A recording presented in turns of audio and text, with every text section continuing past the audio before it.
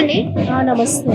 ఇప్పుడు మనకి year ending వచ్చేసింది, పిల్లలకి మళ్ళీ స్కూల్ స్టార్ట్ అవ్వబోతున్నాయి. మరి స్కూల్ ఫీజెస్ అనేవి చాలా ఎక్కువగా పెంచేస్తున్నారు. మరి తల్లిదండ్రులు బేర్ చేయగలుగుతారట ఈ ఫీజు ఎక్కువ చేస్తే? చేయలేరండి, వేస్ట్. ఎందుకంటే మేము అనుభవిస్తున్నాం ఆ బాధ. చదువు నాణ్యత అనేది ఉండదు.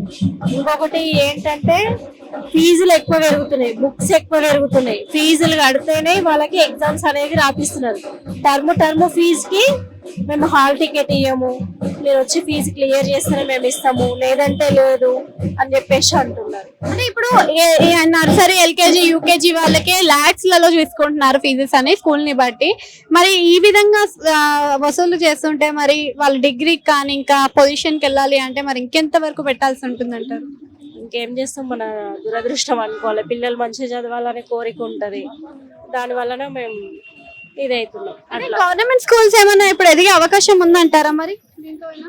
గవర్నమెంట్ స్కూల్స్ అంటే గవర్నమెంట్ పట్టించుకుంటే అవుతుంది. అది గవర్నమెంట్ ఒకవేళ పట్టించుకొని కూడా గవర్నమెంట్ టీచర్స్ పట్టించుకోకపోతే కూడా అది అవ్వదు. అందులో పనిచేసే వాళ్ళు కూడా పట్టించుకోవాలి. నాకు తెలిసి గవర్నమెంట్ నుంచి ఎలాంటి సపోర్ట్ లేదని అనుకుంటా.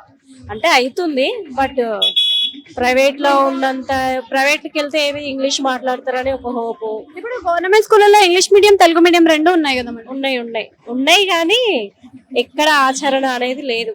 అంటే పిల్లలు మాట్లాడుతున్నారా లేదా, క్లాసెస్ మంచిగా జరుగుతున్నాయా లేదా అని పట్టించుకునేది, ఎంక్వైరీలు అనేవి చేయడం లేదు.